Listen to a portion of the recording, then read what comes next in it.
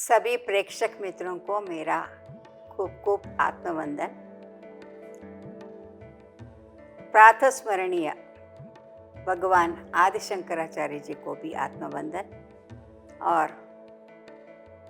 पितामह ब्रह्मर्षि सुभाष पत्री जी को भी आत्मवंदन। आप सब प्रेक्षक मित्रों को भी आत्मवंदन। और हम आज एक नए विचार के साथ प्रस्तुत हुए हैं, भज गोविंदम।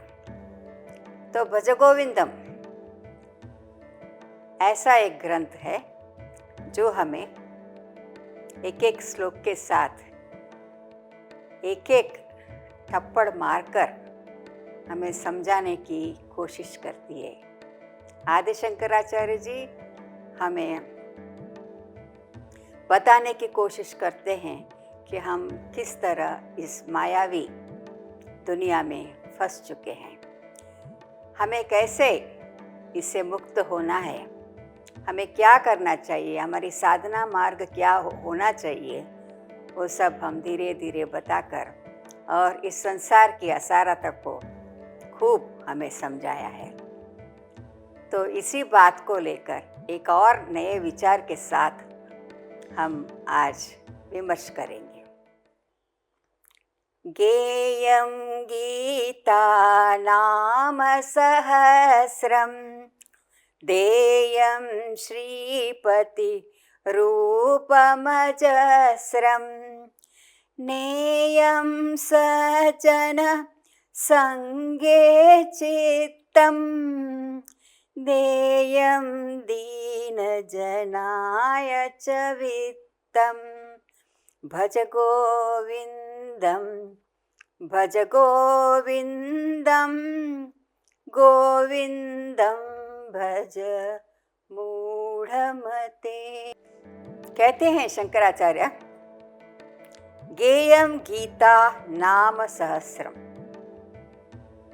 वो भगवत गीता एक सुंदर ग्रंथ जिसके बारे में बहुत कुछ हमने सुना है, और जो ऐसा ग्रंथ जो हमारी जीवन शैली को एक अलग प्रकार की दृष्टिकोण देकर हमें किस तरह परिस्थिति को, सब कुछ संबंधों को, परिस्थिति को, घर को किस तरह हम उसे अपनाना चाहिए, किस दृष्टि से हमें उसे समझना चाहिए, वो सब हमें बताते हैं। कौन? गीता, भगवत गीता। ऐसा ग्रंथ को हमें हमेशा उसकी पाठ करना चाहिए, और पाठ करते करते समझना भी बहुत ही ज़रूरी है, क्योंकि भगवत गीता एक ऐसा ग्रंथ है, एक बार पढ़ने से नहीं होता है, बार बार पढ़ने से एक नया रूप से, एक नया अर्थ से हमारे सामने प्रकट होती है। तो इस ग्रंथ किसी को भी एक सन्मार्ग पर चलाने की, अनेक मार्गों द्वारा समझाने की, अनेक योगों के द्वारा समझाने की, भक्ति योग हो या कर्म योग हो या ध्यान योग हो, ज्ञान योग हो, राज योग हो, कोई भी योग हो जो हमें अच्छा लगता है, हमें स्पर्श करता है, उसी मार्ग से हम अपने आप को जान सकेंगे। और ये सब मार्ग एक ही धारा में, जैसे अनेक नदियाँ एक ही समुद्र में जाके पहुँच जाती है, इसी तरह ये सब मार्ग जो है उस सत्य के ओर ही बहकर उसी में मिल जाती है।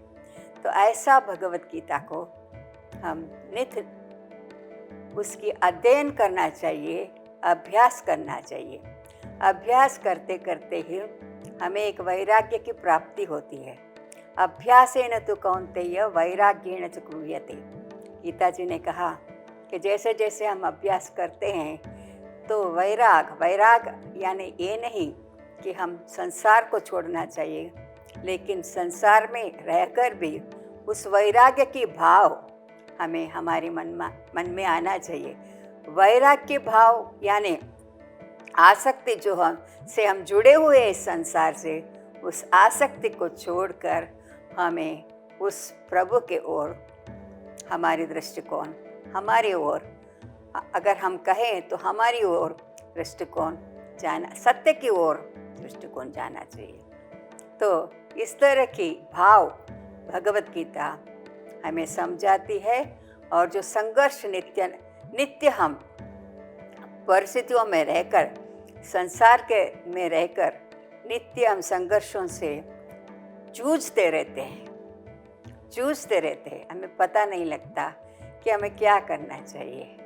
चारों ओर से हमें इस माया का जो जाल है, उस जाल में हम फंसकर, जैसे वो पक्षी ने पिंजरे में बंद हो गई है, ऐसे ही हम भी इस संसार के जंजालों में बंद हो गए हैं। तो इस बंद दरवाज़ा को कैसे खोलना चाहिए और कहाँ जाना चाहिए, ये भगवत गीता हमें सिखाती है और मार्गदर्शन देती है। नाम सहस्रम यानी विष्णु सहस्र नाम, इसे पढ़ना चाहिए, इसकी पाठ करना चाहिए। ये पाठ करने से हमें उस आनंद को मिलती है। ये सब बहिरंग साधना है। शंकराचार्य जी कहते हैं ये सब कुछ गीता का पाठ करना, विष्णु सहस्र नाम कोई भी पाठ करना, ये सब बहिरंग साधना है।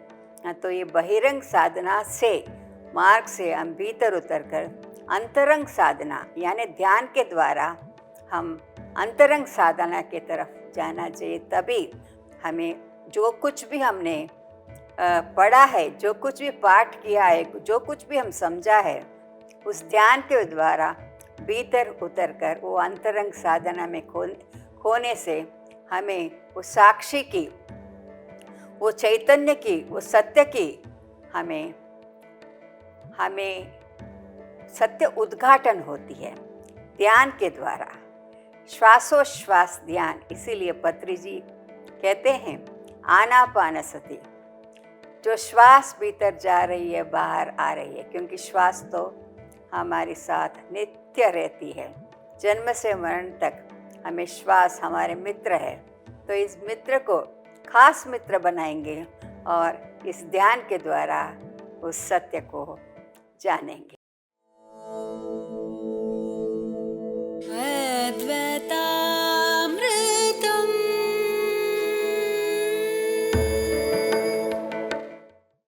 तो इस तरह आदि शंकराचार्य जी कहते हैं, नेयम सज्जन संगे चित्तम,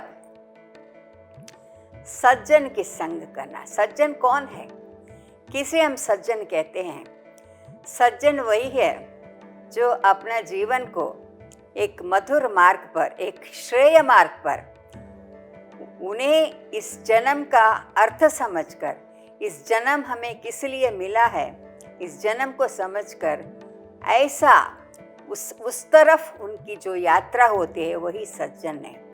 वो सज्जन के साथ हमें संग करना है, क्योंकि सज्जन जैसे जैसे हम इस संग में रहते हैं, तो ये संग के द्वारा हम बहुत कुछ जान सकते हैं और एक स्वाभाविक रूप से हमारी सामूहिक ऊर्जा बनती है।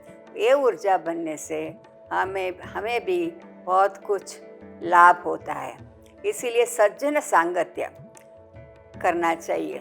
और जैसे सत्संग होती है, सत्संग हमने आगे देखे थे कि सत्संग क्या है। सत्य के संगन, सत्संगत्वे निस्संगत्वम, निस्संगत्वे निर्मोहत्वम, निर्मोहत्वे निश्चलतत्वम, निश्चलतत्वे जीवन मुक्ति।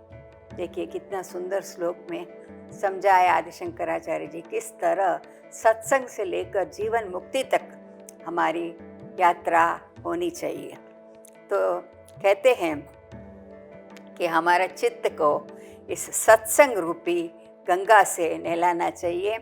सत्संग में नित्य हमें रहना चाहिए, सत्य के साथ नित्य रहना, चाहिए, ये हमें समझाते हैं। ये अंतरंग साधना भी समझाते हैं, बहिरंग साधना भी समझाते हैं। फिर देयम दीन जनाय च वित्तम, वित्तम यानी धन, दान देना चाहिए, दान देना चाहिए। किसको? जिसको ज़रूरत है उसे मदद करना चाहिए। तो ये दान के बारे में भी हमने बहुत कुछ विचार विमर्श किया था। और दान का मतलब केवल ये नहीं कि हम सिर्फ धन से दान कर सकते हैं। हमारे पास श्रम दान भी है, श्रमदान भी कर सकते हैं, सेवा कर सकते हैं, हाँ, ध्यान सिखा सकते हैं। जो हम सब लोग PSSM के पिरामिड मास्टर सब निरंतर इस सेवा को कर रहे हैं। अगर इस सेवा नहीं होने से, धन होने से, केवल धन मात्र से कुछ होता नहीं है, लेकिन सेवा करने से एक निर्माण बनती है, एक सुंदर निर्माण बनकर हम सभी को इस दान को हम दान करते हैं, ध्यान की दान करते हैं। तो ये भी एक बहुत बड़ी सेवा है कि हमें जो कुछ भी सीखा है उसे दूसरों को देना। हाँ, ये भी ध्यान होती है। और ये ऋषि ऋण भी कहलाती है। ऋषि ऋण कैसे? ऋषियों के पास हमने जो कुछ भी सीखा है, हाँ, उसे हमारे तक रहने नहीं देना है, और दूसरों को बांटने से ये सुख, ये ध्यान, ये सब कुछ और बढ़ते चली जाती है। इसीलिए दान केवल धन से नहीं, दान सेवा से, सत्संग दूसरों को देने से, ध्यान दूसरों को सिखाने से, ये सब सेवा ही, ये सब दान ही कहलाता है। तो इस प्रकार के दान हम जो कर रहे हैं और दूसरों को मार्गदर्शन दे रहे हैं, दूसरों के जीवन में भी एक अद्भुत दिव्य मार्ग पर चलाने की हम इंगित करते हैं। तो ये सब कुछ भी दान है। इस तरह ये बहुत ही सुंदर श्लोक के साथ शंकराचार्य जी ने हमें बताए हैं। और कहते हैं ये बहुत ही, इसीलिए शंकराचार्य जी कहते हैं ये सब करते करते बहिरंग साधना, अंतरंग साधना करके इस माया जगत से हमें मुक्त होना है। तो हम इस प्रकार जीवन जीने से हमें बहुत ही लाभ मिलती है। तो उसके बाद वाले श्लोक देखेंगे, बहुत ही सुंदर वो भी है। सुखत क्रियते रामाभोगः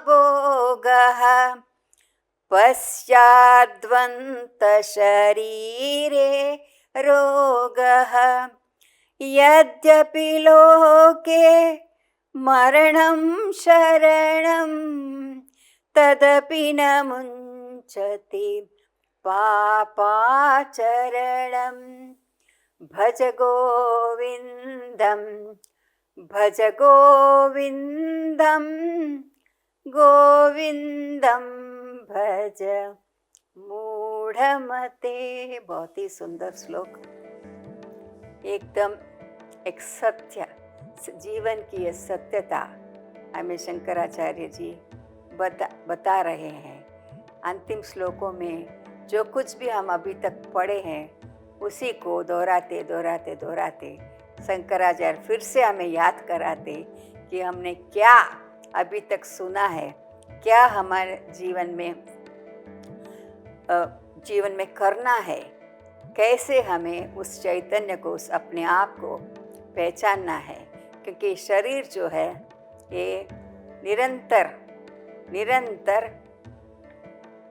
बदलती जा रही है। शरीर जो पहला था वो शरीर अभी हमारे पास है ही नहीं, और आगे जाके धीरे धीरे एक एक क्षण बदल रहा है, सब कुछ बदल रहा है। ये बदलती हुई दुनिया, ये बदलती हुई जगत, ये बदलती हुई शरीर तुम नहीं हो, तुम और कुछ हो। तुम्हारा जन्म कुछ और पाने के लिए हुआ है। इस बात को समझाते हुए हमें बता रहे हैं श्लोक में कि सुखत क्रियते रामा भोगा। हम सब लोग सुख के पीछे, धन के पीछे, ऐश और आराम के पीछे इस तरह हम दौड़ रहे हैं दिन रात। हम यही धन कमाने, क्योंकि धन से हमें लगता है कि हम सब कुछ खरीद सकते हैं, लेकिन देखा जाए तो धन क्या खरीद सकती है? धन क्या स्वास्थ्य खरीद सकती है? क्या प्रेम खरीद सकती है? क्या संबंध खरीद सकती है? क्या खरीद सकती है धन? धन तो मात्र केवल हमारी गर्व को खरीद सकती है, अभिमान को खरीद सकती है। हम अभिमानित हो जाते हैं। हमारे पास जब धन है, शक्ति है, पावर है, इसकी हम बहुत गर्व करते हैं और समझते हैं मूढ़मती। इसीलिए शंकराचार्य जी कहते हैं, मूढ़मती, ये क्या तू सोच रहा है? ये धन कब तक तुम्हारे पास रहेगी? धन शाश्वत नहीं है। एक दिन सब कुछ जाने वाला है। जितना तुम्हें प्राप्त है तुम्हें उतना ही मिलेगा, उससे ज़्यादा एक पैसा नहीं, उससे कम एक पैसा नहीं।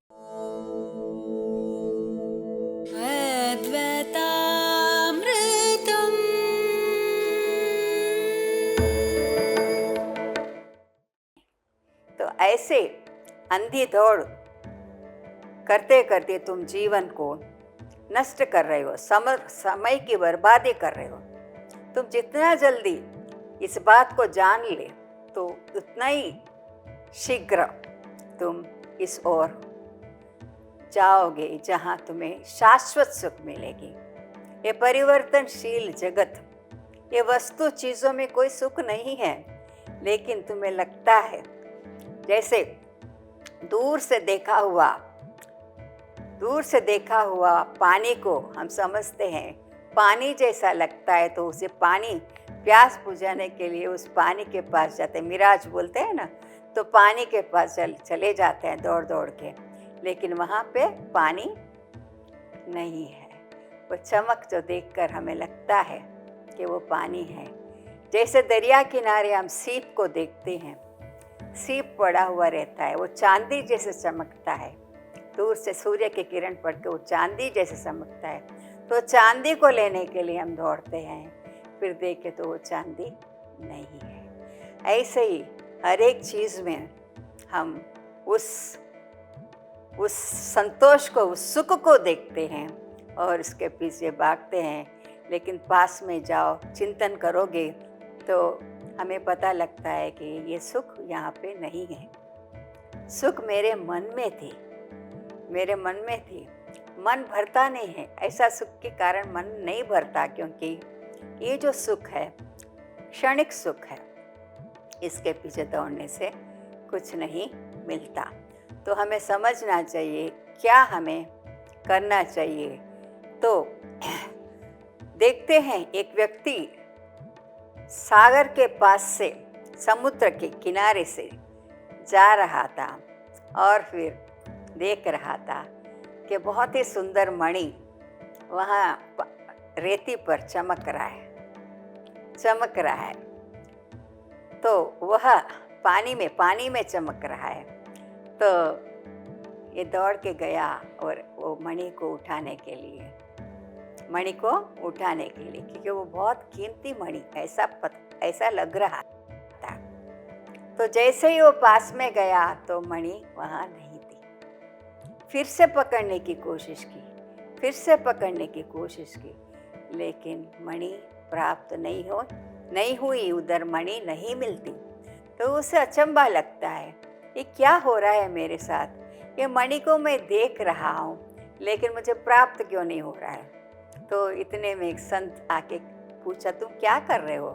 तुम क्या वो मणि को ढूंढ रहे हो? तो व्यक्ति को बहुत आश्चर्य हो गया, इसे कैसे पता लगा कि मैंने मणि को ढूंढ रहा था? तो संत ने क्या, ये मणि वहाँ पे नहीं है जहाँ पे तुम ढूंढ रहे हो। तो कहा, तो फिर कहाँ है? ये मणि जो झाड़ पे पीछे जो झाड़ था ना, उसके ऊपर रखा हुआ है, और उसकी छाया जब भी पानी में गिरी है तो तुम्हें लगता था कि मणि पानी में है। तो कितनी ये गहराई को देखिए ये बात की। तो हम भी सब लोग ऐसे ही हैं। हम समझते हैं कि सुख बाहर है, लेकिन जो मणि किधर है? भीतर ही है। उस भीतर को हम ढूंढते नहीं। भीतर तो अंधकार है, अंधकार है भीतर। भीतर अंधकार में प्रकाश करना है हमें। उस प्रकाश अगर भीतर अंधकार में जला जाएगी तो फिर प्रकाश ही प्रकाश है ना। तो इस बात को समझने की हमें सिखा रहे हैं। कहते हैं कि सुखत क्रियते रामा भोगः। हम लोग सुख के लिए ये भोग करते रहते हैं, समझते हैं कि ये भोग करने से मैं दौलतवान हो जाऊंगा, मेरे पास अभी सब कुछ है, मुझे कोई चिंता नहीं है। तो इसलिए इसके बाद क्या होगा? जितना भी आप भोग करोगे, भोग करते जाओगे यार। क्या करोगे आप इतना पैसों से? भोग ही करोगे ना। तो जितना जितना भोग करोगे तो उतना उतना अपना शरीर भी रोगिष्ठ हो जाती है, और ये रोगिष्ठ शरीर जब हो जाती है तो आपके पास जितना भी धन हो, जितना भी प्रतिष्ठा हो, एक कुछ भी हमें सहायता नहीं कर पाएगी। इसीलिए स्वास्थ्य भी अगर बना के रखना है तो भी हमें इस तरह चैतन्य के तरफ हमें जाना है। तो इस तरह शरीर रोगी हो जाती है भोग से, भोग से रोगी हो जाती है। रोगी के लिए फिर हम दवा करते हैं। दवा में कितना सारा पैसा बर्बाद हो जाती है, क्योंकि हम हॉस्पिटलों में डॉक्टर्स के पास जाके ठीक करवाते हैं। फिर भी वो जो स्वास्थ्य थी पहला, वो हमें मिल नहीं पाएगा। तो फिर धन हमारा किधर गया? और अनेक लोगों धन के हिसाब से एक गलत मार्ग पे भी चढ़ जाते हैं। वो गलत मार्ग के चढ़कर फिर उसे कोर्ट का धक्का खाना पड़ता है। वहाँ पे भी पैसा का बर्बादी। देखिए ये बात को कितना सोचने की है कि हम गलत काम करने से पैसा की मोह लेकर हम गलत काम करते हैं तो हमें कोर्ट का धक्का बढ़ जाता है। शरीर रोगिष्ठ हो जाएगी तो हॉस्पिटलों का धक्का बढ़ जाता है। तो हमें क्या करना चाहिए? सोचिए। बहुत ही ध्यान से सोचने वाली बात शंकराचार्य जी ने हमें बताई। फिर पश्चाद्वंत, अंत में क्या होता है? शरीर रोगिष्ठ हो जाता है। और फिर यद्यपि लोके मरणम शरणम। क्या सुंदर बात कही है। कहते हैं इसी लोक कैसा है, फिर हम किसके शरण में जाते हैं? मरण के शरण में। क्योंकि मरण ही तो आखिरी रास्ता है हमारे लिए। ये दुख भोगते भोगते इस तरह के जीवन जीते जीते रोगिष्ठ होकर अभी हम लगता है हमें अब ये भगवान छुड़ाओ इस शरीर से, ऐसे हम पुकारते हैं। तो ये मरण ही हमारी शरण हो जाती है। मरण के शरण में हम चले जाते हैं, है ना। कितनी सुंदर बात है। तो इतना सब कुछ होकर भी शंकराचार्य जी कहते हैं तदपि न मुंचति पापाचरण। फिर भी इतना होने से भी फिर भी वो पाप के आचरण जो करता रहता है वो छोड़ता नहीं है, क्योंकि उसकी वासना इतनी है, इतनी स्ट्रॉन्ग है कि उसे इस तरफ ध्यान के तरफ उसे जाने नहीं देती है। वो इसी में घूमता फिरता रहता है, और एक दिन आखिर उसे शरीर छोड़ के जाना पड़ता है। बहुत ही सुंदर एक कबीर का,